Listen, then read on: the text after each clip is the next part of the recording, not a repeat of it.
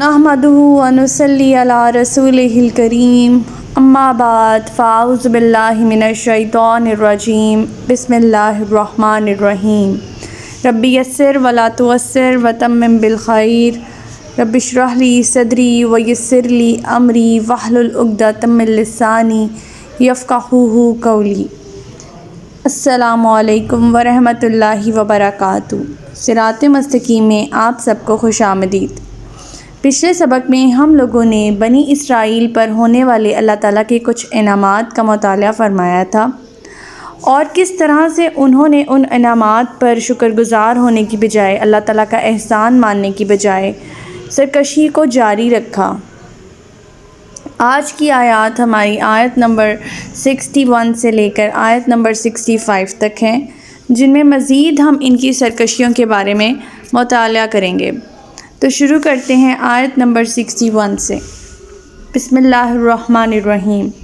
وَإِذْ قُلْتُمْ يَا مُوسَىٰ لَن نَّصْبِرَ عَلَىٰ طَعَامٍ وَاحِدٍ فَادْعُ لَنَا رَبَّكَ يُخْرِجْ لَنَا مِمَّا تُنبِتُ الْأَرْضُ مِن بَقْلِهَا وَقِثَّائِهَا وَفُومِهَا وَعَدَسِهَا وَبَصَلِهَا قَالَ أَتَسْتَبْدِلُونَ الَّذِي هُوَ أَدْنَىٰ بِالَّذِي هُوَ خَيْرٌ اهْبِطُوا مِصْرًا فَإِنَّ لَكُم مَّا سَأَلْتُمْ وَضُرِبَتْ عَلَيْهِمُ الذِّلَّةُ وَالْمَسْكَنَةُ وَبَاءُوا بِغَضَبٍ مِّنَ اللَّهِ ذَلِكَ بِأَنَّهُمْ كَانُوا يَكْفُرُونَ بِآيَاتِ اللَّهِ وَيَقْتُلُونَ النَّبِيِّينَ بِغَيْرِ الْحَقِّ ذَلِكَ بِمَا عَصَوا وَكَانُوا يَعْتَدُونَ۔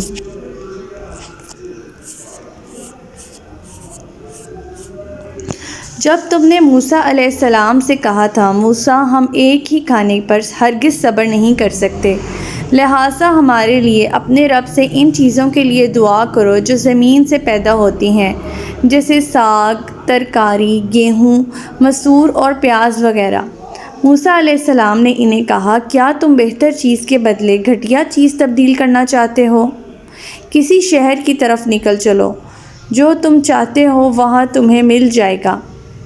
اور ان پر ذلت اور بدحالی مسلط کر دی گئی اور وہ اللہ کے غضب میں آ گئے، جس کی وجہ یہ تھی کہ وہ اللہ تعالیٰ کی آیات کا انکار کرتے تھے اور انبیاء کو ناحق قتل کرتے، اور ان باتوں کا سبب یہ تھا کہ وہ اللہ کی نافرمانی کرتے اور حدود شریعت سے آگے نکل کر جاتے تھے۔ اب بنی اسرائیل کا دیکھیں من و سلوہ پر بھی قناعت نہیں ہو رہا۔ یہ بھی اسی جنگل کا واقعہ ہے جہاں ایک طویل مدت کے لیے بنی اسرائیل کو محصور کیا گیا تھا۔ انہیں من و سلوہ جیسی نعمتیں بلا مشقت مل رہی تھیں، مگر وہ ان چیزوں کو کھاتے کھاتے اکتا گئے تھے، تو زمینی پیداوار کا مطالبہ کر دیا۔ موسیٰ علیہ السلام نے انہیں سمجھایا کہ جو چیز تمہیں یہاں بلا مشقت مل رہی ہے، اس سے بدرجہ بہتر ہے جو تم مانگ رہے ہو، اور وہ مشقت کے بعد ہی تمہیں حاصل کرنی ہوگی۔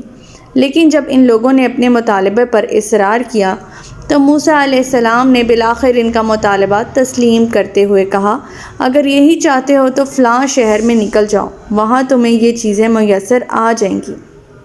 موسیٰ علیہ السلام کا صرف یہی مطلب نہ تھا کہ من و سلوہ جو تمہیں بلا مشقت مل رہا ہے وہ با مشقت گندم اور ساگ وغیرہ سے بہتر ہے، بلکہ یہ بھی تھا کہ جنگل کی آزادانہ فضا تم سے بزدلی دور کرنے، شجاعت پیدا کرنے اور جہاد کے لیے مستعد ہونے اور فارغ رہ کر اللہ تعالیٰ کی عبادت کرنے کے لحاظ سے شہر کی مصروف اور آرام پرستانہ زندگی سے بہرحال بہتر ہے، اور تم اپنے لیے ایک بہتر چیز کی بجائے ایک گھٹیا بات کا مطالبہ کر رہے ہو۔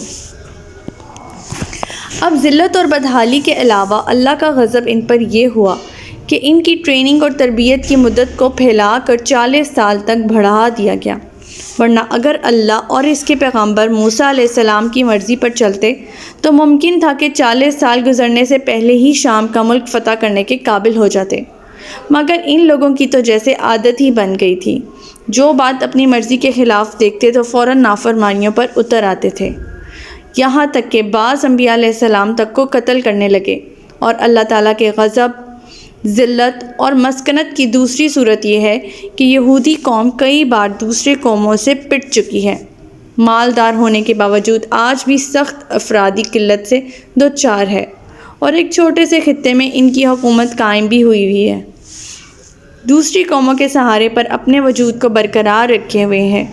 اخلاقی انحطاط ان میں اس قدر ہے کہ آج بھی بے حیائی، فحاشی، سود خوری اور حرام خوری اس قوم کا امتیاز ہے۔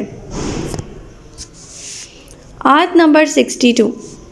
ان الذین آمنوا والذین ہادوا والنصارى والصابئین من آمن باللہ والیوم الآخر وعمل صالحا فلہم اجرہم عند ربہم ولا خوف علیہم ولا ہم یحزنون۔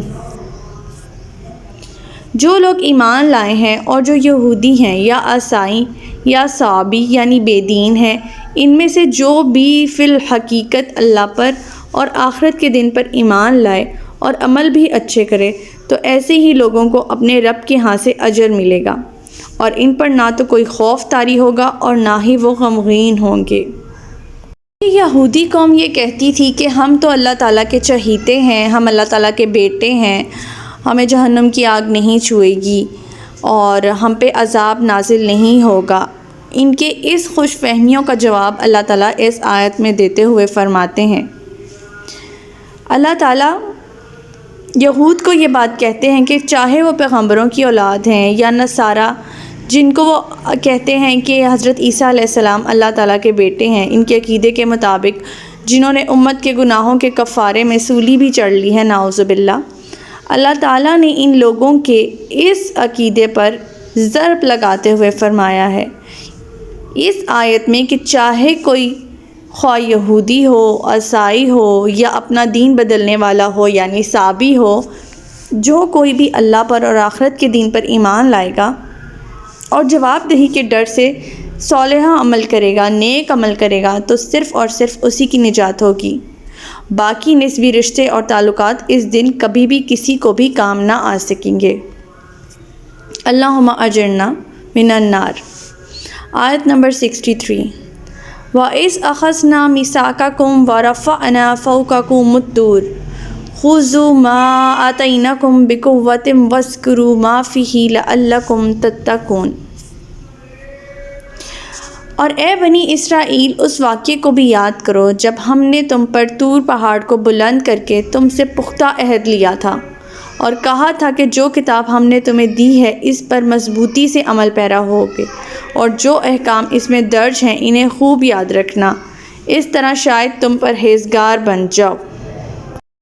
اب یہ واقعہ بھی بنی اسرائیل کے اس دور سے تعلق رکھتا ہے جب ان کے 70 منتخب افراد پر بجلی گرا کر انہیں ہلاک کر دیا گیا تھا اور پھر دوبارہ زندہ کیا گیا تھا۔ ان کو بھی اور ان کے ساتھ بنی اسرائیل کے دوسرے لوگوں کو بھی طور کے دامن میں کھڑا کیا گیا، اور طور پہاڑ کو ان پر اس طرح سے جھکا دیا گیا جیسے وہ ان کے اوپر ایک سائبان ہے۔ اب پیچھے سمندر تھا اور آگے سروں کے اوپر سائبان کی طرح طور پہاڑ۔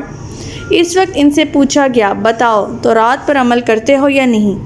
اور اقرار کرتے ہو تو پھر مضبوطی سے عہد و پیمان کرو، ورنہ ابھی اس پہاڑ کو تمہارے اوپر گرا کر تمہیں کچل دیا جائے گا۔ اس وقت بنی اسرائیل کو اپنی نافرمانیوں اور غلطیوں اور عہد شکنیوں کا احساس ہوا، اپنے گناہوں سے توبہ کی اور تورات پر عمل پیرا ہونے کا پختہ عزم کر لیا، اور یہ اس لیے کیا گیا تھا تاکہ تم لوگوں میں کچھ پرہیزگاری کی صفت پیدا ہو جائے۔ آیت نمبر 64۔ ثم تولیتم من بعد ذلک فلولا فضل اللہ علیکم ورحمتہ لکنتم من الخاسرین۔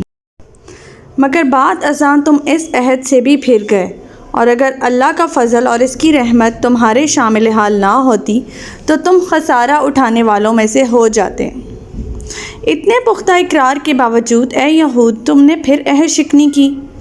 اس کے باوجود اللہ نے تم پر رحم کیا اور تمہیں زندہ رہنے دیا، ورنہ تمہارے جرائم کی فہرست اتنی طویل ہے جو تمہاری تباہی کا باعث بنی تھی۔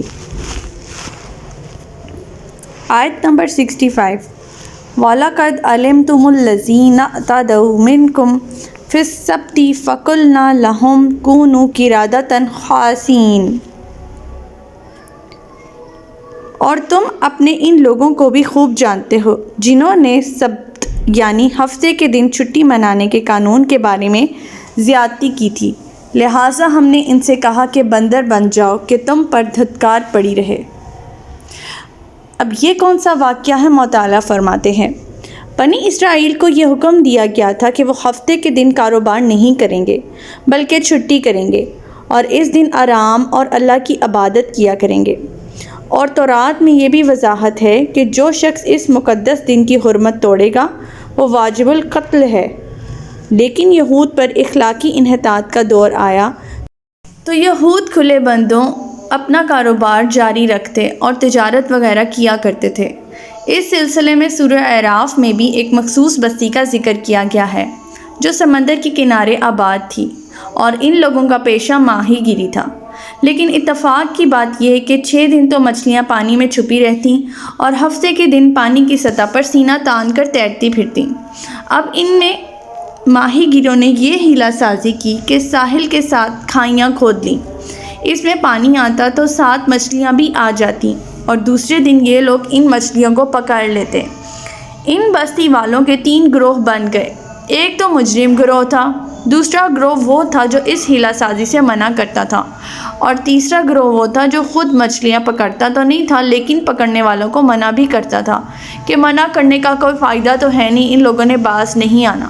اور منع کرنے والے لوگ کہتے تھے کہ ہم اپنے رب کے حضور معذرت پیش کر سکیں گے اور شاید یہ کہ یہ لوگ باز آ جائیں۔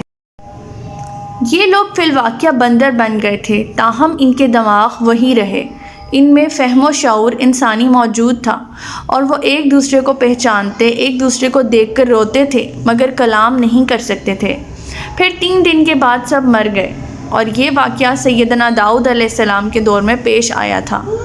مزید ہم اس کے بارے میں سورۃ اعراف میں آیت نمبر 164 میں پڑھیں گے۔ آج کا سبق یہیں تک تھا۔ اللہ تعالیٰ سے دعا ہے کہ اللہ تعالیٰ ہمیں استقامت عطا فرمائے اور ہمیں عمل کرنے کی توفیق عطا فرمائے۔ جزاک اللہ خیرہ۔ السلام علیکم ورحمۃ اللہ وبرکاتہ۔